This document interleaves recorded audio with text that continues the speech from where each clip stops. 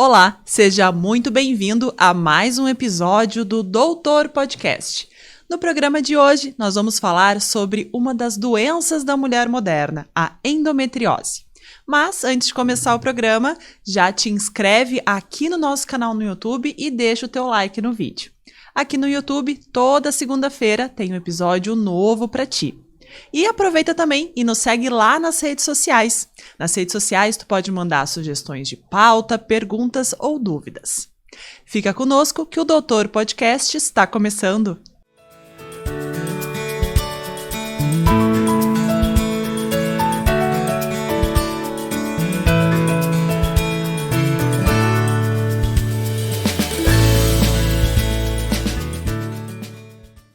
E conosco no programa de hoje, o Colégio Sinodal Educando para a Liderança, Clínica Visuale, Odontologia e Saúde Integrada, Garbo Decor e Móveis Reinheimer, os patrocinadores aqui da casa, responsáveis pela nossa ambientação e cenário do estúdio. E conosco aqui no estúdio a doutora Catilene Botelho, ginecologista e obstetra, graduada pela Universidade Federal de Medicina de Santa Maria e com pós-graduação em ginecologia e obstetrícia também pela Universidade Federal de Santa Maria. Seja muito bem-vinda, é um prazer recebê-la. Muito obrigada pelo convite. Eu acho que ser convidada aqui para vir trazer informação da saúde feminina é importantíssimo para todas as mulheres e um assunto tão essencial e tão em voga que nós temos hoje, né? Obrigada, Larissa, obrigada pelo convite de estar aqui. A gente que agradece a tua presença. Bom, vamos começar do princípio. Vamos explicar então para quem está em casa o que é a endometriose. Bom, a gente sabe que a endometriose é uma doença que a gente tem um número grande, sempre teve, e que ele vem crescendo ao longo dos anos.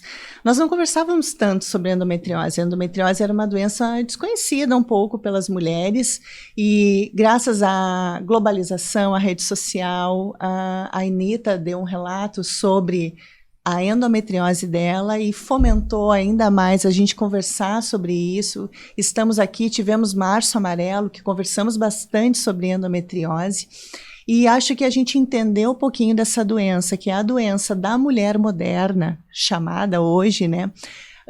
Conversarmos o que é. A endometriose nada mais é do que focos de endométrio. O que é o endométrio? É uma camada que reveste a camada interna do útero. Ela fica, então, no útero. Quando a gente tem uma endometriose, este endométrio, ele sai e os seus focos estão espalhados além do útero. Então, eles podem estar na bexiga, no intestino, no diafragma, no peritônio, no fígado. Tem alguns casos que podem ter disseminação. Então, é uma doença desses focos além do útero. E por que é uma doença da mulher moderna? Porque nós sabemos que a mulher moderna hoje está deixando para ter filhos cada vez mais tarde. Ela abre mão um pouco de ser mãe no início e hoje ela está muito focada na sua carreira. E como ela tem muita relação com bloqueios menstruais, ou seja, a mulher não menstrua, ela tem mais bloqueio e esse é um dos tratamentos da endometriose. Então, as mulheres modernas que elas fazem por atrasar o período gestacional, então elas têm término da menstruação mais tempo, elas não têm esse diagnóstico tão precoce, a gente mascara esse diagnóstico e a gente fica ciclando. E esses focos de endometriose, além do útero, eles causam dor por uma inflamação. Então, a gente tem essa demora no diagnóstico, então esses focos a longo prazo para a mulher que demora para engravidar, que é o que está acontecendo hoje, a gente consegue o diagnóstico muito tardio. Para vocês terem uma ideia, o diagnóstico da endometriose aqui no Brasil, ele tem uma média de 8 anos. Nossa, 8 anos passando dor e passando trabalho até descobrir o que é. Eu acho assim um tempo muito elevado. Se a gente vai pensar, isso é no Brasil. Não, na Europa o diagnóstico médio é 7 anos. Não muda muito. Então é uma doença realmente com diagnóstico muito tardio. Então entender o que é endometriose, esses focos de endométrio fora do útero, causando inflamação no abdômen ou via disseminada, ele realmente vai causar um prejuízo à saúde feminina e à sua qualidade de vida, né?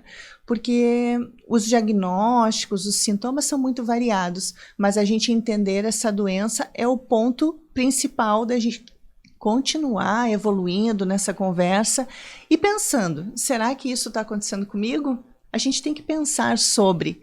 Antigamente sempre foi um diagnóstico muito de exclusão. Então a gente não pensava muito em ser uma doença para nós. Tá, então vamos começar perguntando por que tanto tempo para se ter esse diagnóstico, já que não é uma coisa só localizada aqui no nosso país, mas a termos mundiais. Por que tanto tempo de demora? O diagnóstico é muito difícil da endometriose, porque os sintomas são muito diversos. Nós temos que entender os diagnósticos diferenciais da endometriose. A endometriose, ela, por ser um diagnóstico de exclusão, não é a primeira opção diagnóstica do médico, a gente vai fazendo as avaliações e tratamentos prévios, anteriores, e deixando esse diagnóstico para o final. São exames caros, né, para a gente fazer essa avaliação também, e tudo isso leva a um diagnóstico tardio. A endometriose, ela tem vários estágios. Então, ela pode ser uma endometriose grau 1, grau 2, leve, média, moderada ou severa, grave, e isso vai mudar os sintomas de diagnóstico. Então, aquela paciente que tem uma cólica leve e que ela vai agravando, nem sempre a gente pensa que é uma endometriose. Então, a gente sabe que os diagnósticos diferenciais da endometriose são sangramento irregular, dor na relação, dor para evacuar, cólicas intensas, um fluxo menstrual intenso ou irregular. São tantos sintomas que esse diagnóstico é muito difícil em pensar em endometriose. Eu sempre digo que algo que não está encaixando, está se tornando repetitivo, está fazendo essa mulher perder qualidade de vida, perder dias de trabalho, é uma coisa que a gente tem que pensar. Será que a endometriose não fecha um diagnóstico diferencial aqui? Talvez a gente tenha que começar a pensar mais fora da caixa e adiantar um pouquinho mais esse diagnóstico. A gente tem um outro fator muito importante que a gente tem que levar em conta, que é o atraso de diagnóstico no uso de anticoncepcionais orais muito tempo. Acaba que a mulher, quando é jovem, uma adolescente, ela tinha cólica, a mãe levava o ginecologista e antigamente o que o ginecologista dava? Um anticoncepcional para bloquear a menstruação dessa menina. Isso faz mascarar o diagnóstico, porque a gente não pode esquecer que é uma doença crônica que não tem cura, mas que tem tratamento. Mas é uma doença que tem influências hormonais. Então, quando essa menina ela usa um anticoncepcional contínuo, ela está alimentando de alguma maneira esses hormônios a sua endometriose, mascarando e não tratando. E quando ela vai decidir engravidar, tardiamente, ela para o seu anticoncepcional e aí ela vê que ela não consegue engravidar, ou ela está tendo dor, ou ela tem desconforto, ou ela tem sangramento, tem dor para evacuar, dor para urinar, alguma alteração intestinal. E aí que a gente vai atrás do diagnóstico de endometriose. Então, esses fatores de diagnóstico difícil, mascaramos os nossos sintomas. Sempre que a gente coloca tapete embaixo, a sujeira embaixo do tapete, fica mais difícil a gente olhar realmente o que está acontecendo.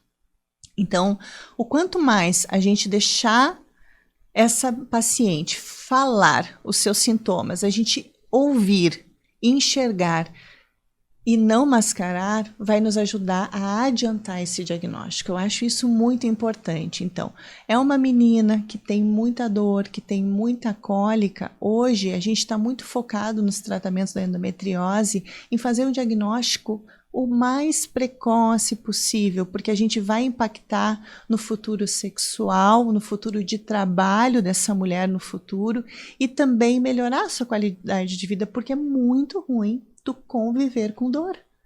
Tu perde produtividade, tu perde a tua função, afeta no teu relacionamento sexual e afeta na tua autoestima também. Então hoje a gente tem, sim, que olhar a mulher de uma maneira mais limpa, eu acredito. Não mascarar tudo, observar o que está acontecendo e ir atrás de um diagnóstico o quanto antes. Mas vocês verem que esse diagnóstico tardio não é exclusivo do Brasil, é uma realidade mundial. Bom, tu comentaste da questão do engravidar tardiamente, né? Não só pela questão do parar de tomar o anticoncepcional, mas a gravidez, ela ajuda no tratamento? Como é o que eu falei, ela é uma doença influenciada por hormônios. Então tem um hormônio chamado estrogênio, que é um hormônio que a endometriose ela é influenciada. Quando a gente engravida, antigamente as mulheres tinham 3, 4, 5 gestações, uma atrás da outra, com bloqueios, menstruações, amamentação. E isso fazia realmente esse bloqueio, o estrogênio está a níveis baixos. E esse nível baixo de estrogênio ajuda, sim, no tratamento da endometriose. Tanto que é um dos tratamentos, a gente fazer o bloqueio estrogênico para essa paciente. E a gravidez é um bloqueio natural, né? É uma das opções naturais de tratamento. Bom, além da gravidez, como é que a gente trata a endometriose? A endometriose a gente vai tratar de acordo com o seu estágio, seu nível e o que essa mulher quer de produtividade, fecundação para ela. A gente sempre faz essa avaliação para a gente conseguir planejar o melhor tratamento. Então, temos estágio 1, 2, 3 e 4. Geralmente, estágio 1 e 2, tratamentos conservadores, mudanças de estilo de vida e hormonais, eles são realmente a linha base para o tratamento. Estágios 3 e 4, a gente tem que evoluir um pouquinho mais no tratamento e muitas vezes o tratamento cirúrgico é necessário. Então, a gente realmente vai focar no grau e se essa paciente naquele momento ela quer engravidar ou não. São tratamentos diferentes. A gente sabe que a endometriose não tratada a longo prazo, ela leva uma infertilidade para essa mulher. E essa infertilidade está muito relacionada a esses focos de endometriose fora do útero que causam uma inflamação, causam uma resposta no seu peritônio, no seu intestino, causando às vezes algumas aderências, inclusive aderências em trompas, o que leva a uma dificuldade, sim, para essa mulher engravidar no futuro e que a gente tem que sempre avaliar. Quando a gente fala em estilo de vida, é fundamental. Eu sempre falo para as minhas pacientes assim, lá vem, doutora, falar de estilo de vida de novo. Sim, é o básico simples que não é fácil e que a gente deve sim conversar profundamente. Vários estudos mostram já que a endometriose se beneficia muito de uma alimentação anti-inflamatória, sem açúcar, melhorar a sua atividade física regular, não é caminhar 2, 3 vezes na semana, não, é mais de 45 minutos, 5 vezes por semana, e uma atividade muscular associada ao aeróbico. A gente tem que focar muito nisso. Também, estresse, né? Hoje a mulher vive estressada. O estresse é um grande gatilho realmente da endometriose.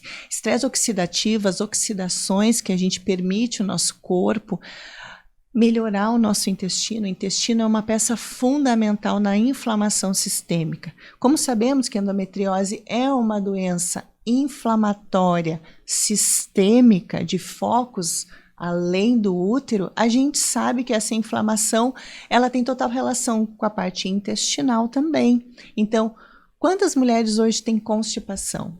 Né? E a gente não vai a fundo, não trata, é assim mesmo, eu estou com pouca água, não faço muita atividade física. Quando eu me alimento bem? Então, por que a gente não se alimenta sempre bem? Por quê? São escolhas. E quando a gente tem endometriose, é o tratamento. A gente tem que saber que a base é o estilo de vida. E depois, sim, a gente pode ir para as outras terapias. Bloqueios hormonais, cirurgias, tudo o que precisar para essa mulher ter qualidade de vida. Mas a gente tem que respeitar etapas. Eu acredito muito nisso. Que o estilo de vida é a base e depois a gente segue com os tratamentos, que temos vários estudos mostrando várias coisas, inclusive em suplementações que a gente pode fazer, mas sabe-se sim que quando é necessário uma cirurgia para essa paciente, a gente não pode prorrogar, e o bloqueio hormonal também, porque é uma doença com uma predominância estrogênica, que é esse estrogênio elevado. Por isso que é uma doença da mulher na menacme, que é a mulher fértil, entre a mulher adolescente até a mulher que entra na menopausa. Esse é o período de menacme. Então, essa mulher, ela tem estrogênio alto. Quando ela entra na menopausa, o estrogênio dela baixa. Então, por isso que lá não é o maior número de endometriose, e sim na menacme. E a gente tem que cuidar disso. Quando a gente fala em cirurgia, eu sei que é um pouco técnico, né? Sim. Mas trazer uma explicação de como é que funciona essa Sim. cirurgia, porque toda vez que a gente fala em cirurgia, dá uma assustada, nossa, mas é tão sério. Como é que funciona a cirurgia da endometriose? Primeiro, vamos conversar um pouquinho sobre o diagnóstico, né? Ótimo. O diagnóstico da endometriose a gente faz sempre escutando os sintomas da paciente. E nesses sintomas, se a gente levanta uma hipótese diagnóstica, um diagnóstico diferencial, a gente pode buscar fazer ecografias, ressonância, alguns exames de sangue que têm marcadores tumorais, marcadores inflamatórios também, ou a videolaparoscopia. A videolaparoscopia, ela também pode ser diagnóstica e tratamento, né, ao mesmo tempo.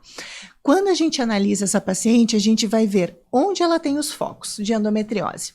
Aonde ela tiver esses focos de endometriose é onde a gente vai atuar. A cirurgia não é o primeiro tratamento. Ela é o primeiro tratamento em casos severos, em casos que essas pacientes têm infertilidade, em casos que estão numa localização que está levando ela a alguma debilidade maior, aí a gente vai atuar nessas cirurgias. O que nós fizemos? A gente tem que retirar todos os focos de endometriose que ela tem fora do útero em cirurgia. Antigamente nós fazíamos somente cauterização, hoje é feito retirada realmente de todos os focos. E dependendo da localização, isso é muito difícil.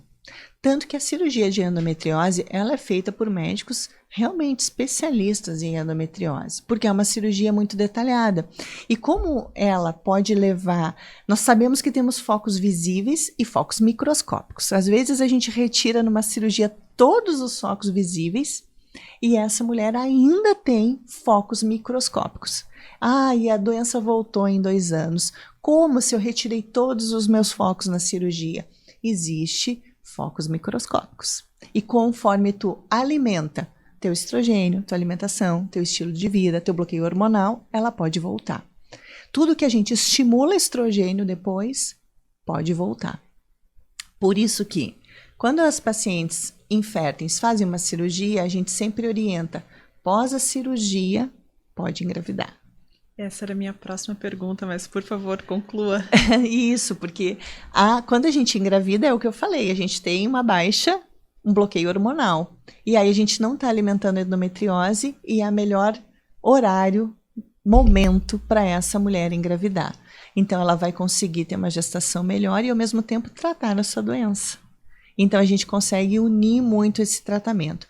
Então a cirurgia realmente é uma cirurgia hoje que não é a primeira linha de tratamento, é os casos realmente que têm indicação e são cirurgias de retirada dos focos. Às vezes está no intestino, o maior foco endometriose é em fundo de saco. Fundo de saco é uma região na mulher atrás do útero, que ela tem uma profundidade. Ali é o maior local que nós temos focos de endometriose.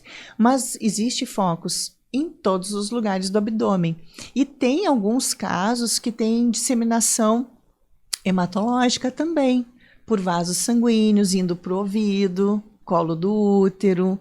A gente já tem casos descritos por disseminação, que a gente chama metástase endometrial. E isso acontece. Aí, às vezes, a gente fala isso e os pacientes perguntam, mas a endometriose pode dar câncer?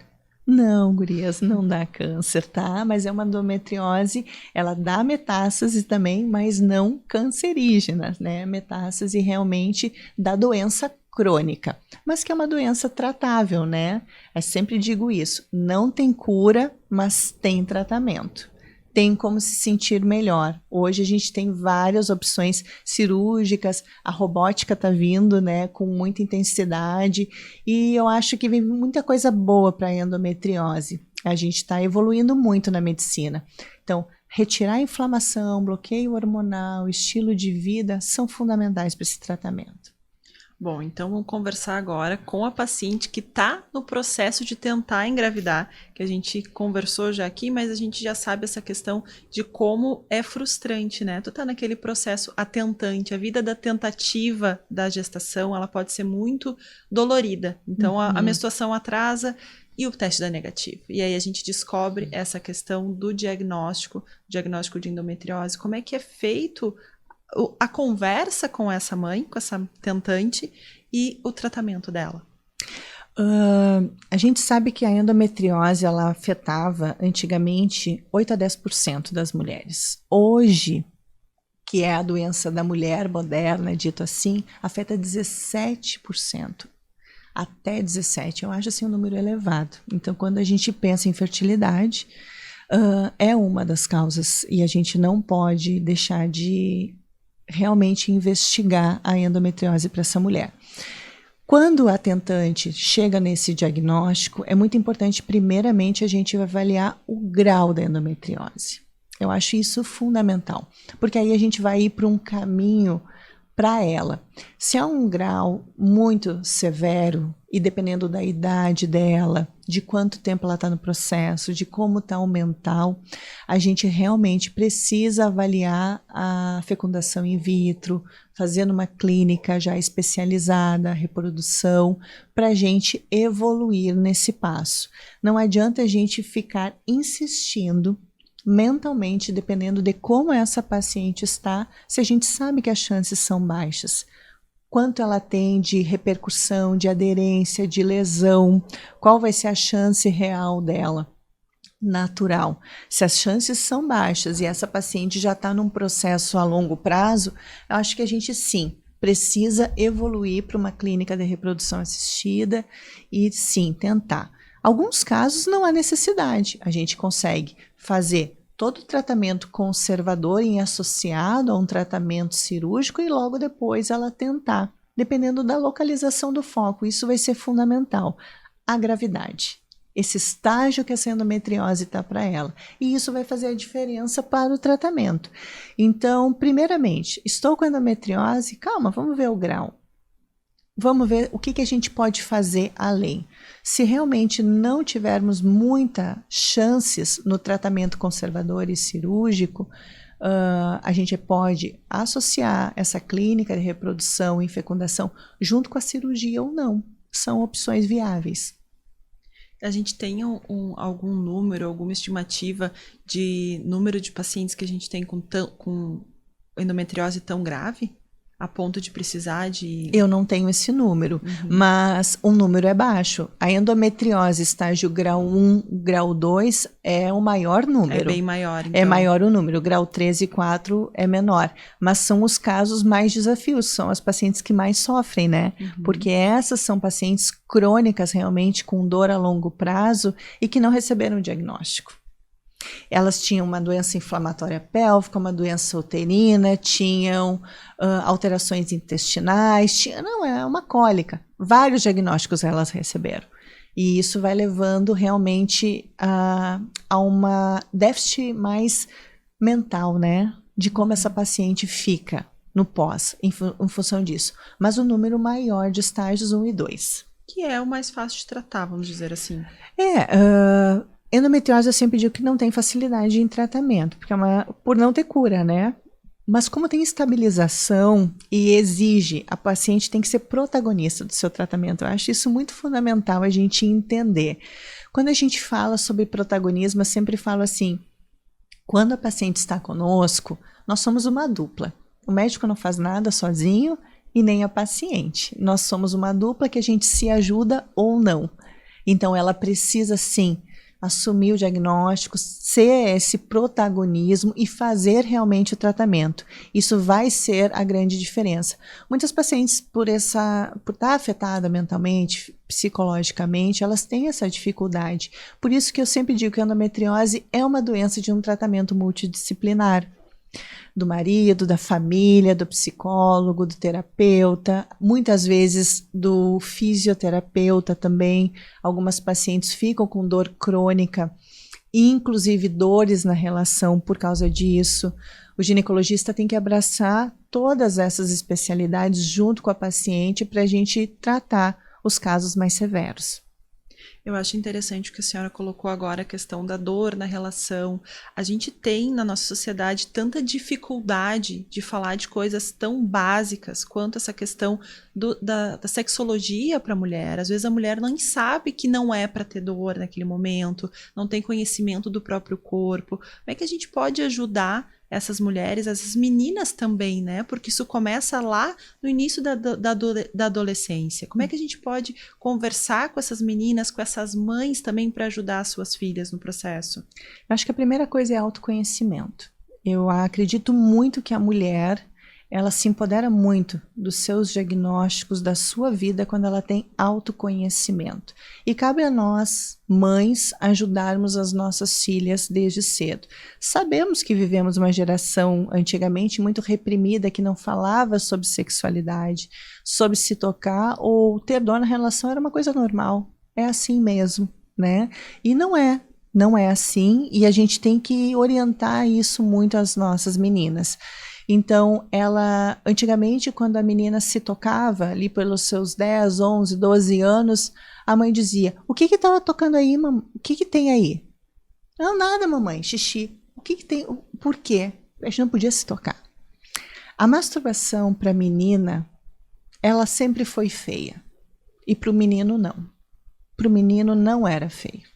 E eu acho que a gente precisa não estimular nossas filhas a uma masturbação, mas elas entenderem o que é a sua região íntima, que ali tem uma função e que se ali tem alguma coisa errada, que doa, que causa desconforto, não é normal.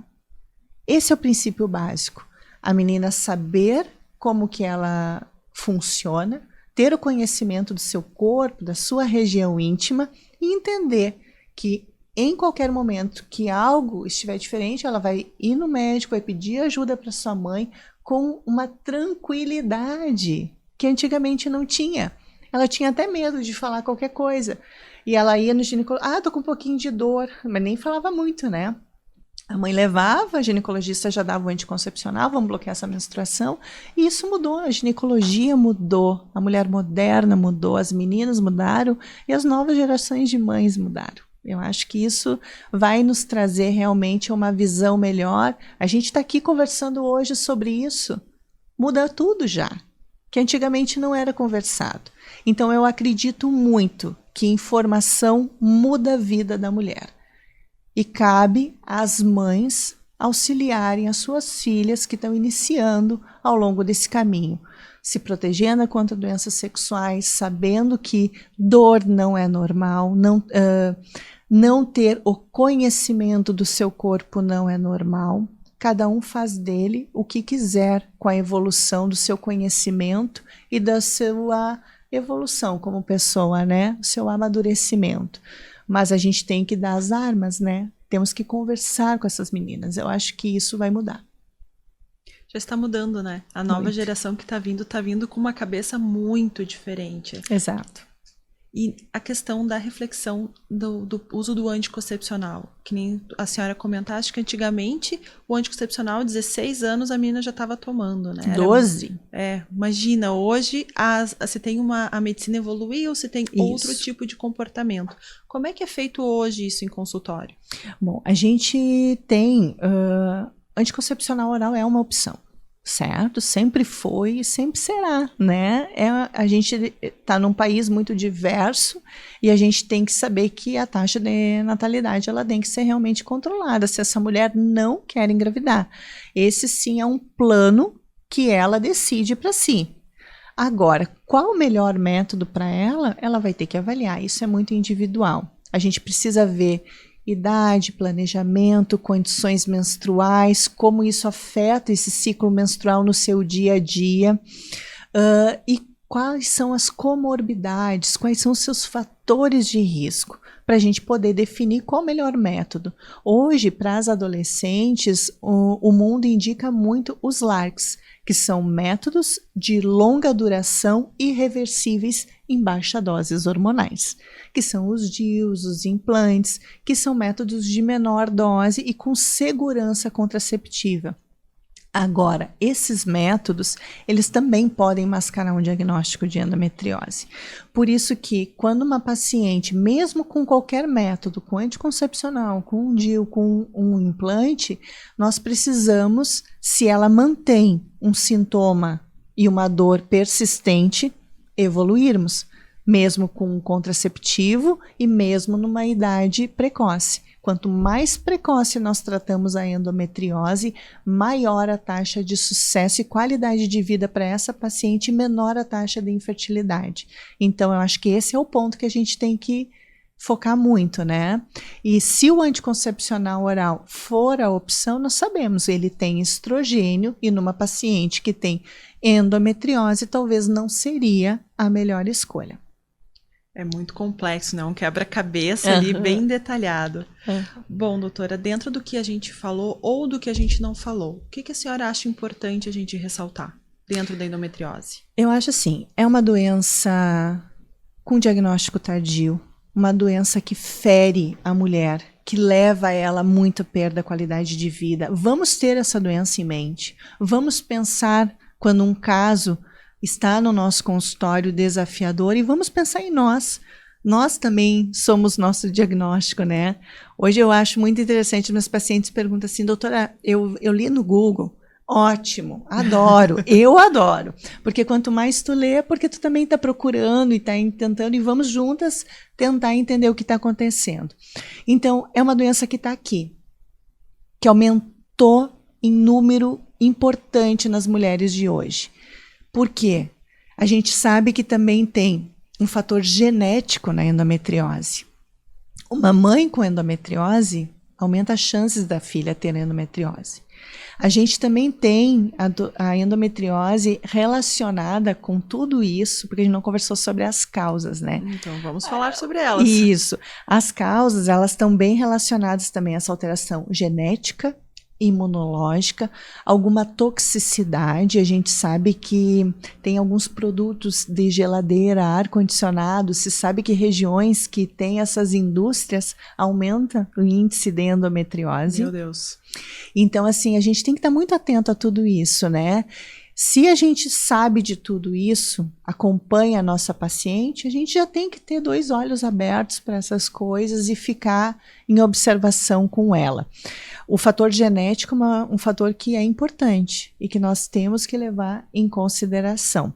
Então, se a gente atentar o acompanhamento, o estilo de vida que vai te ajudar, não só para endometriose, como para tudo, fazer esse diagnóstico o mais precoce possível e atuar no tratamento, seja ele qual for, não deixar para depois, nós vamos conseguir mais sucesso. Eu acho que isso é importante. Conversarmos, atentarmos, nos cuidarmos. Autoconhecimento. A gente sabe quando alguma coisa não está normal no nosso corpo, a gente entende essa dificuldade. Não, eu tinha uma cólica, mas essa cólica está mudando. Não, eu tinha uma dor na relação, mas ela está ficando persistente, ela está piorando. Não, essa dor, quando eu estou evacuando, ela não existia. Vamos nos atentar, vamos ter o nosso autoconhecimento e vamos buscar ajuda.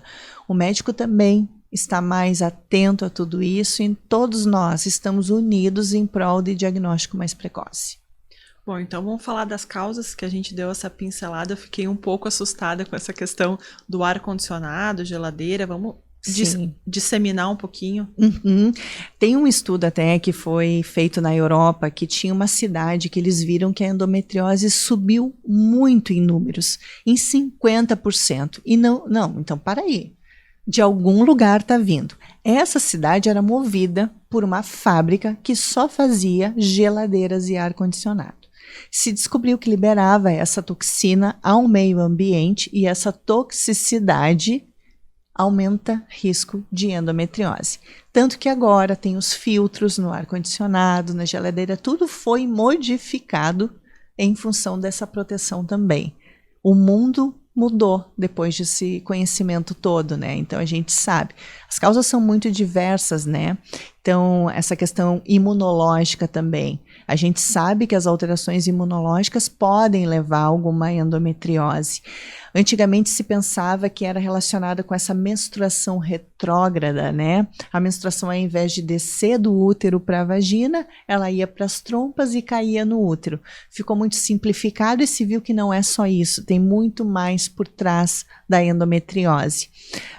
Então a gente tem que ficar atento a essas situações. Toxicidade, o mundo, a gente sabe que a toxicidade é uma coisa que a gente, na água que a gente vai beber na nossa casa. Por isso que filtro é tão importante, cuidar metais pesados, tudo isso colabora a uma modulação hormonal. E a gente tem que ter esse cuidado, inclusive maquiagens, em tudo, né? É muito mais profundo, né? Muito. Quando a gente fala em toxinas, a gente fala na alimentação, fala no ar, fala em tudo. Como a gente pode se proteger nesse sentido no dia a dia? Sim, por exemplo, agrotóxico, né? A gente tem que preferir alimentos orgânicos, né? A gente sabe que mesmo assim a gente tem todos os cuidados de higienização com frutas, verduras, né? Importante filtro, sim, na água. A nossa água, a gente tem uma série de contaminação. A gente pode ter contaminação, inclusive, nos plásticos, né? Então, a gente tem que cuidar o nosso dia a dia, o geral. Por isso que a mulher é um cuidado do estilo de vida no todo. Imunidade, estresse oxidativo, estresse do dia a dia, intestino, o sono, como a gente se alimenta, como a gente faz atividade física. Esse conjunto todo faz a grande mudança. E claro, mesmo com esse estilo todo mudando, na endometriose, tu pode não ser suficiente. E temos que evoluir nos bloqueios hormonais, em cirurgia, mas se a gente não faz toda essa base, inclusive do cuidado da intoxicação em metais e toxinas, a gente pode fazer todo o bloqueio hormonal, toda a cirurgia e ela se reinstalar. Então, a gente tem que ajudar, né? E isso faz a grande diferença. E tem alguma outra causa que a gente não tenha comentado aqui? Além da questão genética e do meio ambiente? Para a endometriose, a gente tinha conversado sobre a questão de toxinas, a genética, imunológica, né, e o meio ambiente. O que é imunológica? As alterações imunológicas do nosso corpo, as doenças autoimunes, a gente sabe que as doenças hoje, quando a gente fala em autoimunidade, em inflamação e imunologia, está tudo muito relacionado, né? Porque a imunidade nada mais é como uma queda, né? E nós sabemos que a inflamação crônica, ela está muito relacionada às doenças imunomediadas. Então, quando a gente tem uma deficiência ou imunológica ou uma autoimunidade, a gente aumenta o risco de inflamação. E como a gente sabe que a endometriose é uma doença inflamatória sistêmica, isso tem total correlação. Porque é nosso grande tratamento também na endometriose. Por isso que eu falei nos alimentos anti-inflamatórios, né? A gente também tem que combater a inflamação, tem que desinflamar esses focos. Porque o que causa as aderências na paciente é esses focos inflamados. Eles vão inflamando, se juntando e causando essa aderência, que é grudar uma célula na outra. E um tecido no outro, e o intestino na bexiga, e assim a gente evolui nessa inflamação sistêmica. Então isso é um controle que a gente pode fazer hormonal, medicamentoso e também alimentar. Eu tenho uma última dúvida, que ela, me perdoe se ela é muito leiga, mas eu fiquei com essa dúvida ao longo do programa. A mulher com cólica, ela sente cólica no período menstrual, né? Aquela preparação. Essas dores da endometriose, elas são associadas ao ciclo menstrual ou elas são contínuas? Dói o mês inteiro? Pode ser das duas maneiras. Tu viu como é difícil o diagnóstico? Uhum. Porque no estágio inicial, ela é uma dor no período menstrual. Ela é uma dor e outra, tu pode ter endometriose grau 1 sem dor no período menstrual. Então, olha como é complexo. Tu pode ter endometriose sem dor, sem cólica menstrual. Tu pode ter endometriose com cólica só no período menstrual. E tu pode ter endometriose com cólica em todo mês. Por quê? Cólica em todo mês vai ser naqueles casos mais avançados, que a gente tem uma inflamação dos focos, uma aderência. Então, qualquer alteração do trânsito intestinal, urinário, ou inclusive da relação sexual, ou no dia a dia dessa paciente, ela vai ter dor e pode ser inclusive diária. Uma dor em estágio inicial pode ser relacionada somente no ciclo menstrual. Então, não tem como saber, né? Isso, por isso que a gente tem que estar atento aos diagnósticos diferenciais. Uma paciente que essa dor persiste mesmo com todo o tratamento, independente de como é a dor, a gente tem que evoluir na investigação. Esse é uma das causas do diagnóstico tardio, porque não tem um sintoma único, porque o sintoma vai depender de onde esse foco está instalado e da quantidade que esse foco está instalado e quanto tempo ele está ali, o que ele causou ali. Aí a gente vai pensar sobre isso. Tem muita paciente com endometriose assintomática. E aí, como é que faz o diagnóstico? Às vezes é um diagnóstico de um achado esporádico ao exame.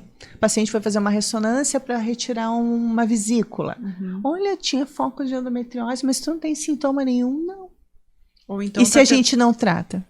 E aí tá tentando engravidar, e aí não descobre a causa. Isso, a gente sabe que infertilidade é um diagnóstico de 1 ano do casal tentante não conseguir engravidar. Então, depois disso, a gente começa as investigações. Às vezes, antes disso, a gente tem um diagnóstico de surpresa, né? De endometriose em pacientes assintomáticas. Doutora, dentro do que a gente já falou, a senhora gostaria de complementar alguma coisa? Não, eu só queria agradecer, deixar assim o meu espaço aberto para as mulheres que querem tirar dúvidas, informações. Eu acho que a gente conversou bastante, fiquei muito feliz, eu acho que a gente conseguiu realmente trazer muita coisa. Eu acho que é ficar atento, e eu sempre digo assim, não só a endometriose, ao nosso corpo. Por isso que o que eu sempre falo para as mulheres é: autoconhecimento muda a vida feminina para qualquer diagnóstico. Então eu acho que a gente se conhecer, se olhar, se tocar, se sentir, observar os sinais que o nosso corpo está dizendo e ir atrás em busca de um tratamento e de melhora da qualidade de vida e bem-estar, seja o diagnóstico que for, endometriose ou qualquer outro diagnóstico, é o que vai nos mudar a rota da nossa vida. Muito obrigada. Eu que agradeço. Agradeço imensamente a tua participação, Eu que agradeço. a todo esse conhecimento. E agradeço também a Garbo Decor, aos móveis Heinheimer, ao Colégio Sinodal e à Clínica Visuale. Muito obrigada pela tua participação, pela tua audiência. Na semana que vem, o Doutor Podcast está de volta.